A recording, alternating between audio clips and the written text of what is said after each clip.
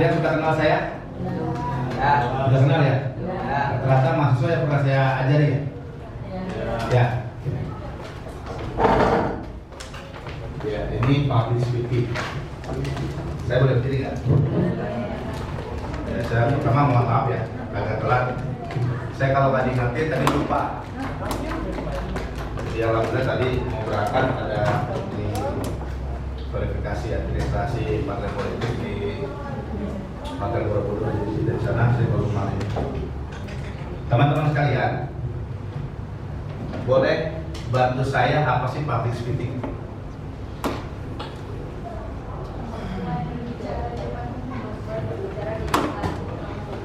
Kemampuan berbicara di depan umum.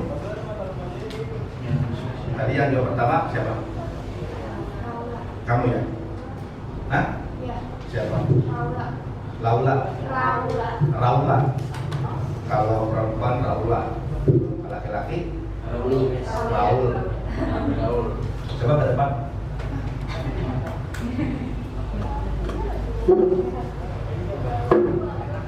Awas ke sana.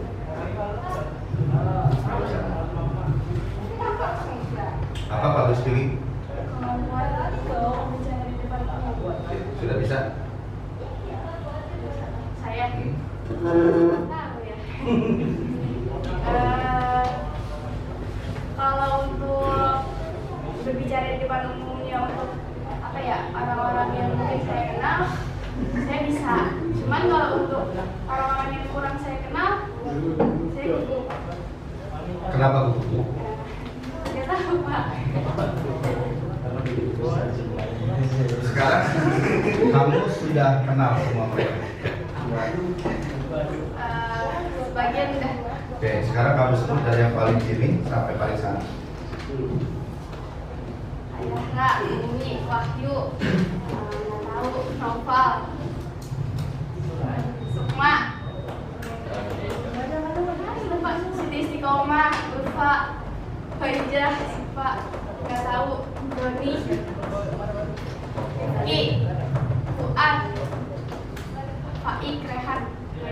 Yang nggak tahu berapa? Dua. Kenapa nggak tahu? Ya kenal. Tapi masih bisa ngomong. Masih. Masih berani. Coba tanya. Namanya?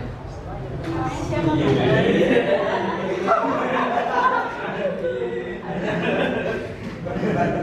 Nah ini bukan tempat ini. Siapa? Gitu doang. Kelas malam ya. Jurusan Single apa? Single. Udah berapa mas? Satu lagi. siapa namanya? Bi. Iya. Kelas malam ya. Iya. Jurusan semester 4. Semester 2. Udah, siapa namanya pertama? Ahmad Hafid. Yang kedua? Adit. Abi. Betul. Nggak salah ya? Itu bisa ngomong depan umum yang kamu nggak bisa atau nggak kenal dengan orang itu. Oke, tepuk tangan buat. Sekarang kamu jelasin tujuan dari dilaksanakannya TOT dari teman-teman sekarang sudah tahu dijelasin tadi awal. Sudah? Belum. Ini baru materi pertama. Materi pertama siapa? Soal manajemen diri. Saya minta waktu 2 menit aja kamu menjelaskan tentang konsep manajemen diri kepada teman-teman sekalian. Apa yang kamu sudah dapat dari musik? Pakai dulu. Bismillahirrahmanirrahim. Singkat materi musyifa pagi hari ini adalah manajemen diri. Di mana manajemen diri ini adalah kemampuan seseorang untuk mengontrol atau mengatur dirinya sendiri. Di mana tadi ada 5 sub tentang manajemen diri. Ada 4 sub tentang manajemen diri. Yang pertama adalah penampilan atau performance. Seperti kata Bu Siva, emang sih kita nggak bisa nilai seseorang dari covernya, tapi segala sesuatu dilihat dari covernya. Penampilan pertama itu menggoda, setelahnya terserah Anda. Lalu sub yang kedua adalah manajemen waktu, atau kita di sini diajar harus bisa yang namanya ngatur waktu diri kita sendiri. Misalnya kalau misalnya pagi dari jam 8 sampai jam 12 kita kuliah, lalu siang yang mungkin kita mengisi waktu dengan ngajar dan lain sebagainya, kita harus punya waktunya. Maksudnya kita harus bisa kontrol semuanya. Kita harus ada waktu untuk belajar, harus ada waktu untuk beribadah, harus ada waktu, bahkan waktu untuk diri kita sendiri, yaitu mungkin bisa dibilang me time. Soalnya kata Bu Siva, sering-sering me time biar nggak stres. Terus sub yang ketiga adalah silaturahmi. Silaturahim di sini, kenapa kita harus sering-sering silaturahim juga? Karena dengan silaturahim hubungan kita dengan manusia yang lain itu terjalin bagus, dan kita selamanya manusia nggak bisa nyelesain masalah kita sendiri. Kita butuh manusia lain untuk menyelesaikan masalah di hidup kita. Kalau kita nggak bersilaturahim, nggak ada yang akan bantu, nggak ada yang akan mau bantu kita kalau kita ada masalah. Beda ceritanya kalau kita rajin-rajin silaturahim. Terus yang terakhir adalah goals atau tujuan. Di sini selain manajemen diri, kita harus tahu kemana arah diri kita harus kita bawa, apa yang harus kita tuju, apa yang mau kita capai, kita harus tahu, dan apa yang kita tidak bisa capai. Kalau kita tidak bisa capai tapi kita tetap maksain, berarti kita nggak ngerti yang namanya konsep diri kita sendiri. Terima kasih, tepuk tangan.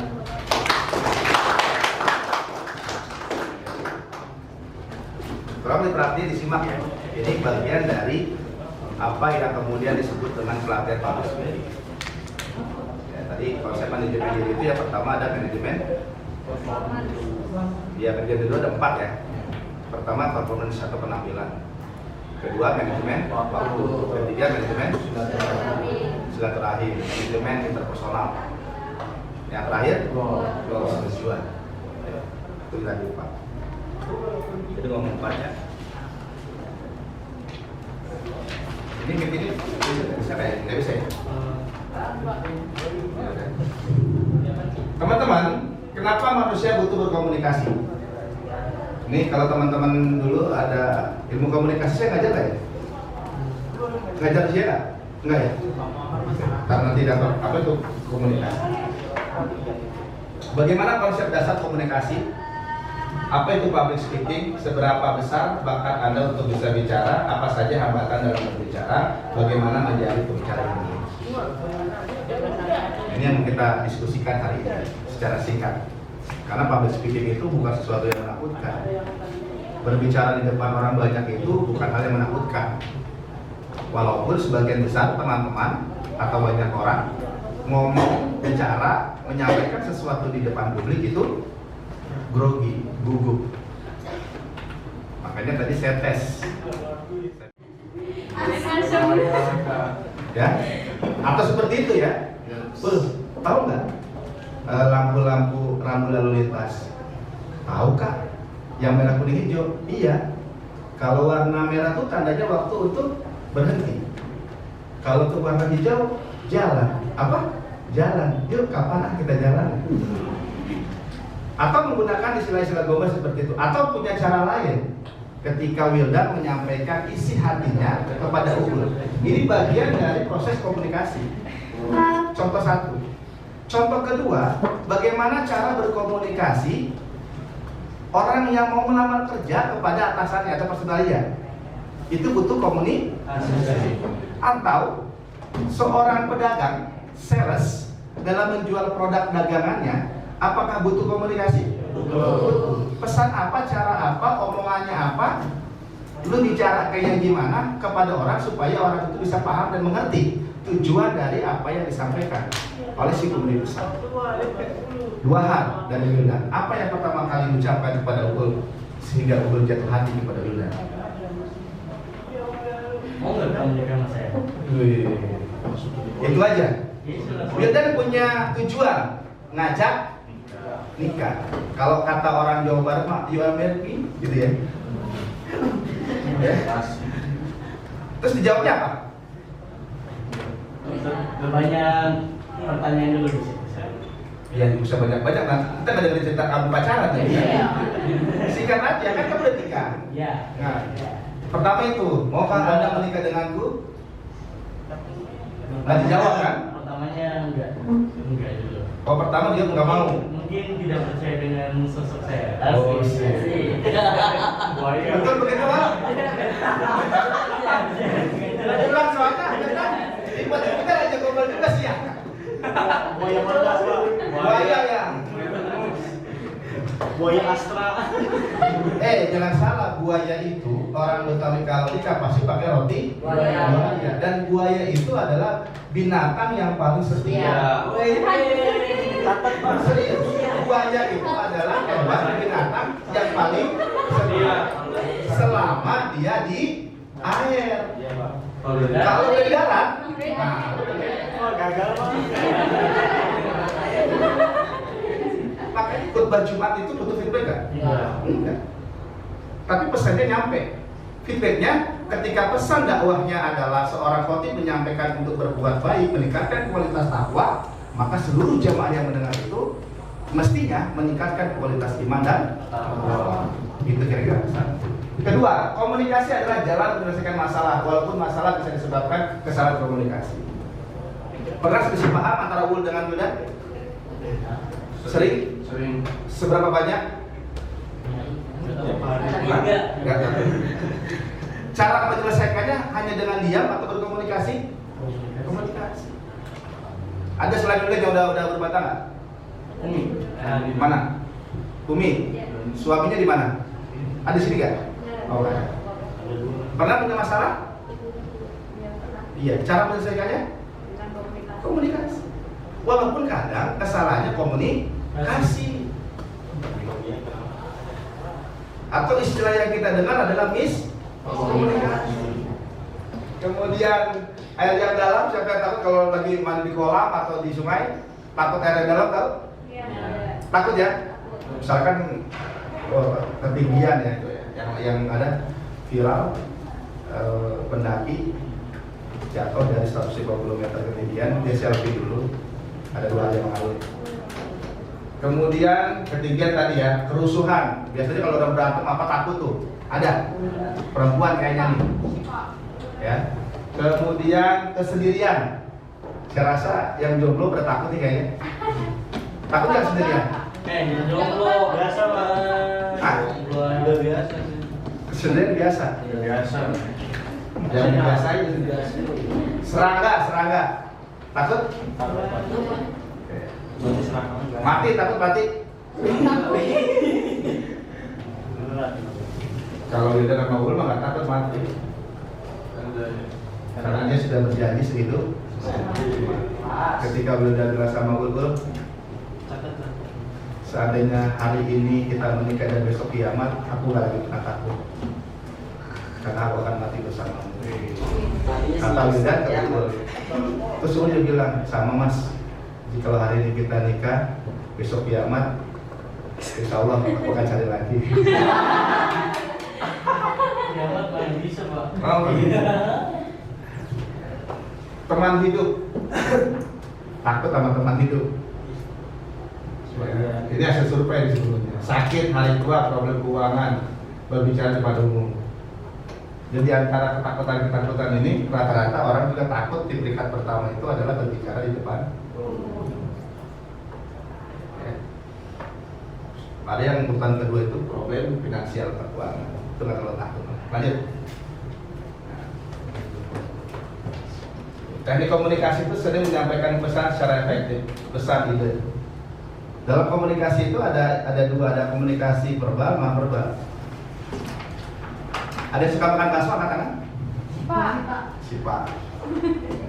Sipa suka makan bakso. Dulu di PTD itu ada tukang bakso di depan tuh ya. Gak tahu sekarang masih ada nggak kalau sore. Apa itu public speaking? Kegiatan menyampaikan pesan berupa ide gagasan secara oral atau lisan. Jadi teman-teman, ketika public speaking yang dipahami adalah teman-teman menyampaikan sesuatu pesan, ide gagasan kepada khalayak. Nah, jangan mau kalah sama sales tuh, lihat bahasanya. selamat siang kakak, saya menawarkan produk kakak, ini produk terbaru loh. Kalau kakak beli 1 dapat 2. Emang jual apa? Sendal kak. Oh iya, beli 1 dapat 2. Nah, salahnya di mana? Beli sepasang, Ya kan? Beli 1 dapat 2, hanya tukang sendal dan sepatu. Yang lain beli 1 dapat 1. Menyampaikan ide gagasan dengan cara yang efektif sehingga orang bertanya. Bentuk komunikasi di mana seseorang pembicara menghadapi pendengar dalam jumlah yang relatif besar dan berbicara secara relatif kontinu. Aja. Nggak ada public speaking itu 1-2 menit. Paling lama 7 menit. Disebut dengan kultum. Kuliah 7 menit, menyampaikan singkat. Itu sambutan, bukan public speaking. Ya, teman-teman harus bisa membedakan penggunaan narasi, kemudian diksi, audiens, penting. Jadi kalau kita ngomong di masyarakat desa, jangan gunakan kalimat-kalimat atau kata-kata yang ilmiah, nggak nyambung mereka. Bukan berarti kita merendahkan pengetahuan orang desa. Yang sederhana saja, yang mudah dipahami. Sama. Nah, saya belum menemukan setelah almarhum Kiai Haji Nabil. Itu saya belum pernah nemuin. Saya ngomong almarhum sih datang. Coba Gus, siapa namanya? Baik. Gus Baik, coba ini gimana caranya? Saya jadi merinding. Jalan lagi kan? Emang hebat Gus Baik, Masya Allah. Luar biasa. Tepuk tangan buat Gus Baik. Luar biasa. Saya belum minta dinyalakan saja langsung dikirim. Nyala. Ini banyak juga. Itu ya. Jadi yang perlu dipahami itu, public speaking adalah menyampaikan ide gagasan secara oral atau lisan, kemudian dalam jumlah yang banyak dan kontinu. Orang-orang di public speaking itu salah satu manfaatnya kita bisa tahu dan bisa paham. Lanjut. Tapi faktanya tidak seorang pun yang dilatih sebagai speaker pembicara. Iya.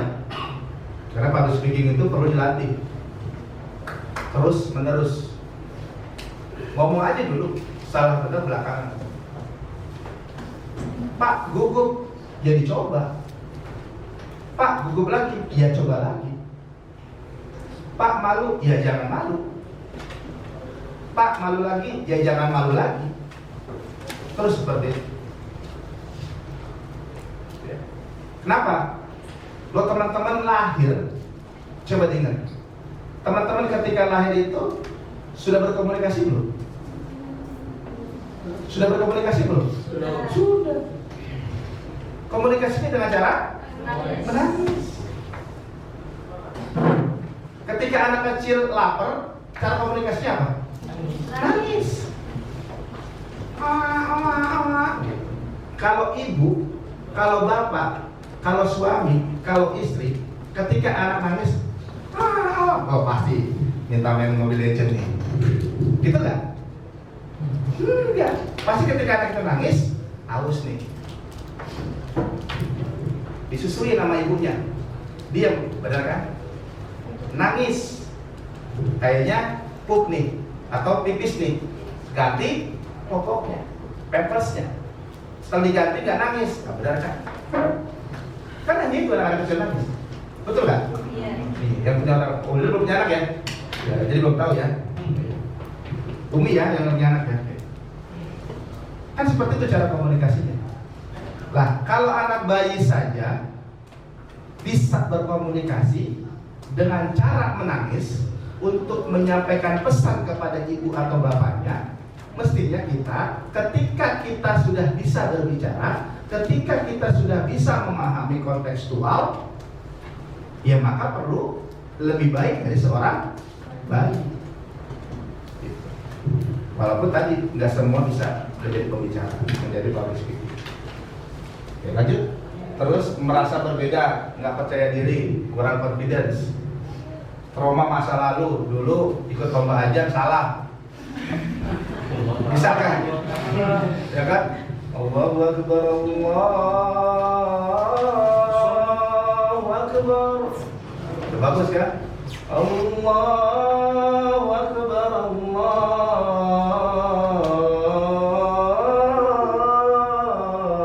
Allahu Akbar. Nah, pas asyhadu alla begitu juga. Asyhadu alla ilaha illallah. Allahu Akbar. Ketawain kan semua kan? Ya, jadi trauma, wah salah gitu ya. Beneran gua muncul lagi lah, salah sih. Ya, dia ada pengalaman masa lalu. Perasaan tidak siap tampil. Nah, kalau nggak siap tampil jangan tampil. Apapun itu. Kalau kita nggak siap tampil, kita tampil udah acak-acakan. Penyanyi juga begitu. Ya, artis juga begitu. Jadi harus performance itu harus loading, ya, harus menyiapkan diri. Nah, ini yang kemudian menjadi penyebab kecemasan. Lanjut. Nah, cara mengatasinya satu, mempersiapkan dan melakukan latihan. Latih, latih, dan latih. Jangan berhenti. Band-band hebat itu latihan terus. Penyanyi-penyanyi hebat itu latihan terus. Termasuk orator dan pemotivator itu sering latihan. Mencari pengalaman. Saya diundang untuk public speaking, temanya ini. Besok diundang lagi, temanya berbeda. Gak usah khawatir. Ikut terus. Melakukan kegiatan fisik, lari, sepeda, jogging. Kenapa? Penting untuk pernapasan. Public speaking itu butuh napas. Untuk ini mati itu cuma 30 detikan. Bayangin kalau mati setengah jam. Pengap nggak di ruangan? Pengap. Napas jadi berpengaruh. Menganggap demam panggung ada hal yang wajar, biasa aja sih. Kalau salah ya biasa. Tapi besok tampil lagi salah, diperbaiki. Ah kan tadi salahnya di A, maju lagi salah tapi di B, nggak apa-apa. Kan kita jadi pengalaman baru. Lanjut. Kecepatan bicara dan artikulasi ini penting ya. Aturlah sesuai dengan kebutuhan. Kapan kita harus speed, cepat bicara, kapan kita juga harus mengatur ritme bicara kita. Ya, kalau udah berceramah kan kadang-kadang menggebu-gebu ya. Allah Subhanahu wa Ta'ala mewajibkan setiap umat Islam itu bersedekah. Kata Yusuf Mansur. Ya, adanya diatur sesuai dengan kebutuhan. Bicara cepat biasanya menunjukkan antusiasme gitu. Antusias. Bicara lambat memberikan penekanan. Memberikan jeda dalam memberikan penekanan. Bisa pahami ya teman-teman ya? Lanjut. Ekspresi wajah udahlah. Jika berbicara pastikan mata tidak terpaku pada suatu benda. Jangan malu, melihatnya begini aja nih. Lu mau pidato apa mau ngeliatin kowe di bawah gitu. Itu nggak boleh. Hindari kecenderungan menggeleng-gelengkan kepala. Bukan dinatun, bolong-bolong gitu. Ya. Terus biasakan tersenyum. Jangan cemberut. Ya, tersenyum. Terus bahasa tubuh gerak saja. Nah, ini contoh-contoh presiden.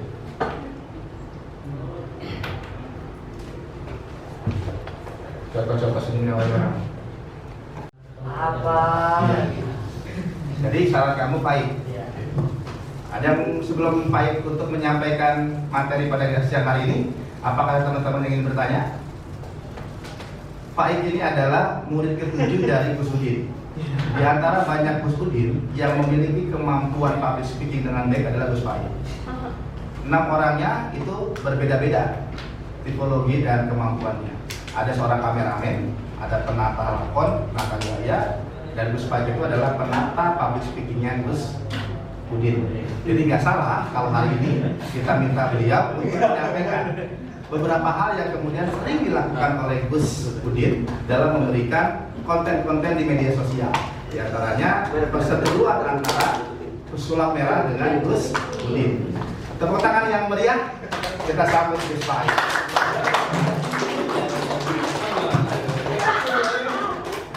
Kayak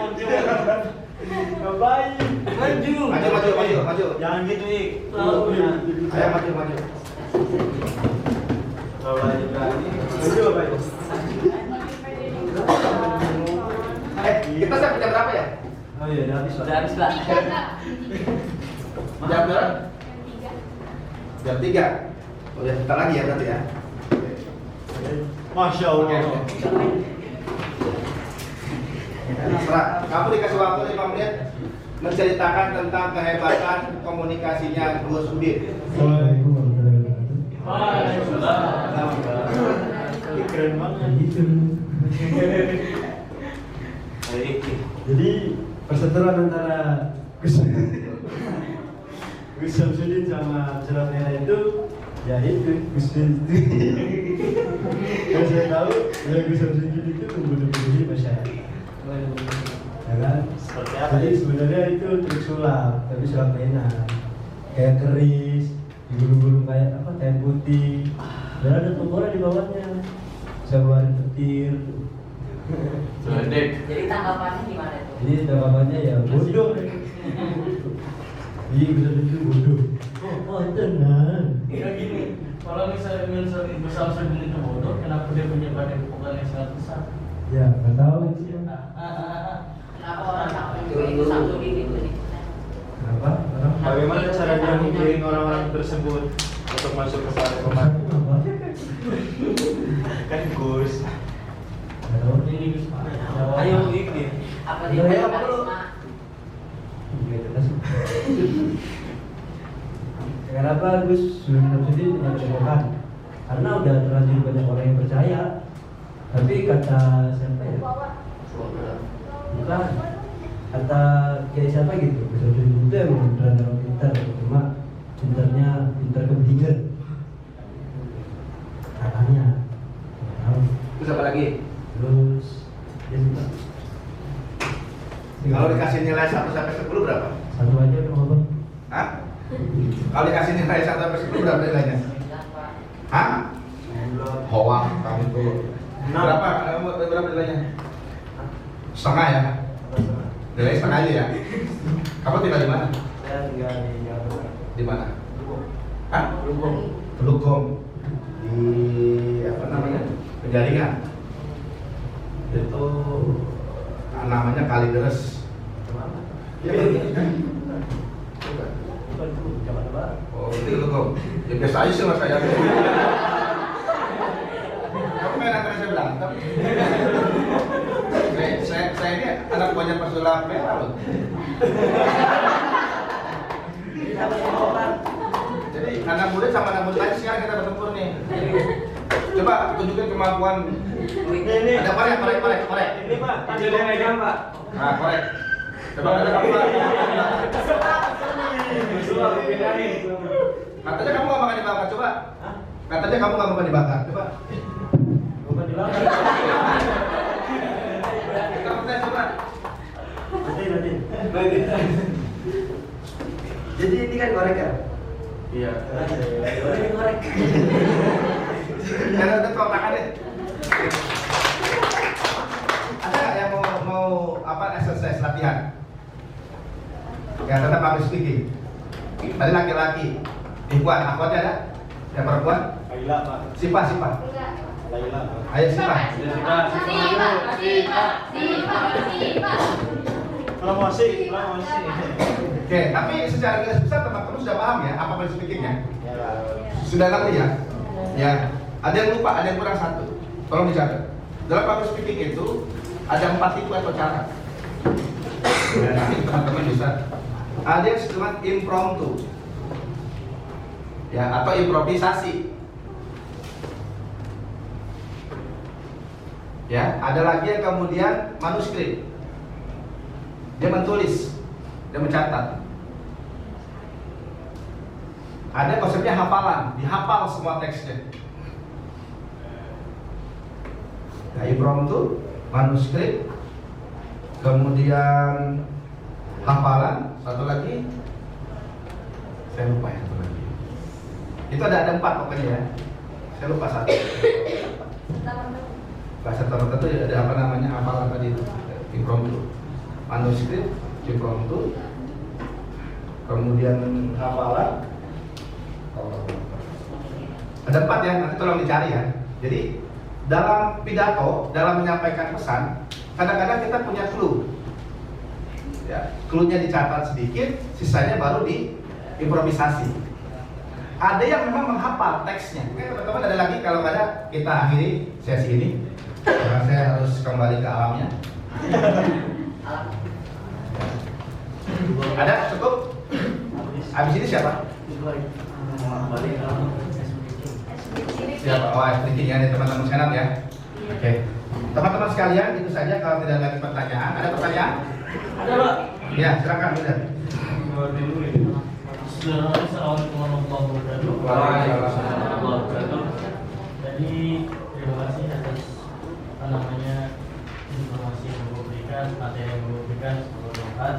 Ada yang saya ingin tanyakan tentang terkait yang Bapak kasih tadi, yang di ATV atau di televisi itu yang berbicara dia terkenal, tapi yang dia bicarakan tidak berurutan, berantakan, tidak mengikuti pola public speak.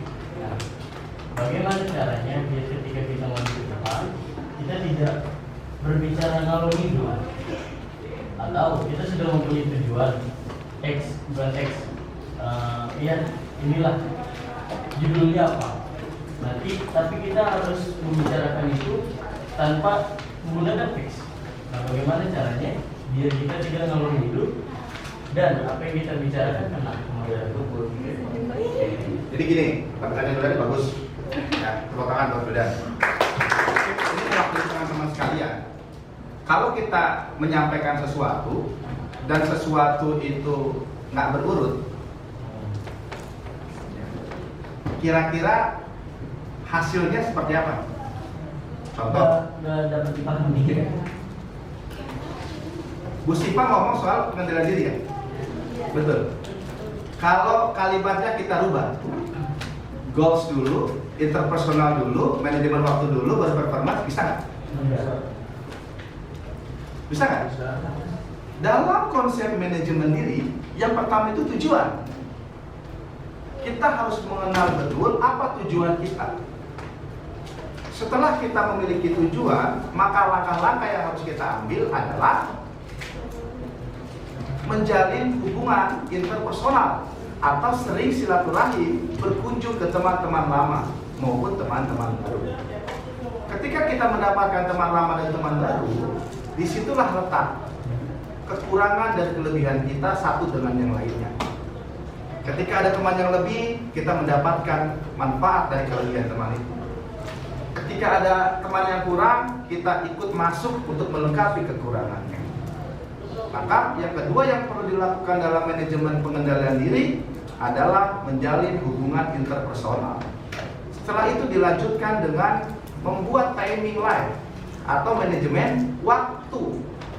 Kapan kita harus sekolah, kapan kita harus belajar, kapan kita harus meet up, kapan kita harus healing, bahkan kapan kita harus serius dalam menjalani hidup ini. Ibadah 5 kali sewaktu. Ya, setiap hari kita melakukan aktivitas dengan keseharian kita, mulai bangun subuh, kemudian kita sholat subuh, dan seterusnya menjalankan aktivitas sampai kita tidur lagi. Dan kesemuanya itu harus memiliki ciri penampilan sehingga orang bisa melihat kita secara baik dan benar. Walaupun tidak semua penampilan itu dinyatakan baik, tapi paling tidak masyarakat orang lain menilai dari penampilan itu dibalik tuh. Piramida ini dibalik ya. Bisa nggak seperti itu? Bisa. Kenapa kita bisa seperti itu? Karena kita menguasai materi. Jadi yang terpenting itu adalah penguasaan materinya. Gitu ya? Bisa paham ya? Jadi kalau kita mau ngomong apapun enak, menguasai dulu materi. Karena Ilyas itu nggak ada urutan ngomongnya, coba lihat. Ngomongnya tersendat-sendat, tapi dia menguasai materi. Dia tahu bahan, dia tahu apa yang mau diomongin. Jadi ketika ini berkomentar, dia akan jawab. Jadi komentar dia akan jawab. Kemudian itu oleh clue-nya dia. Dia mengutip beberapa literasi terkait dengan motivasi-motivasi di Quran maupun di Sunnah tentang objek yang akan disampaikan. Banyak juga dia mengutip beberapa pernyataan-pernyataan para sejarawan dalam konteks dan topik yang diskusi. Saya pikir itu ya. Ada lagi? Teman-teman? Kalau ada lagi saya ucapkan terima kasih banyak. Tadi ada pantun, burung pilihan, burung cendrawasih. Cukup sekian dan terima kasih. Kalau ada sumur di ladang, boleh kita menumpang mandi. Kalau ada umur yang panjang, boleh kita numpang mandi lagi. Bila topik Assalamualaikum warahmatullahi wabarakatuh. Waalaikumsalam warahmatullahi wabarakatuh.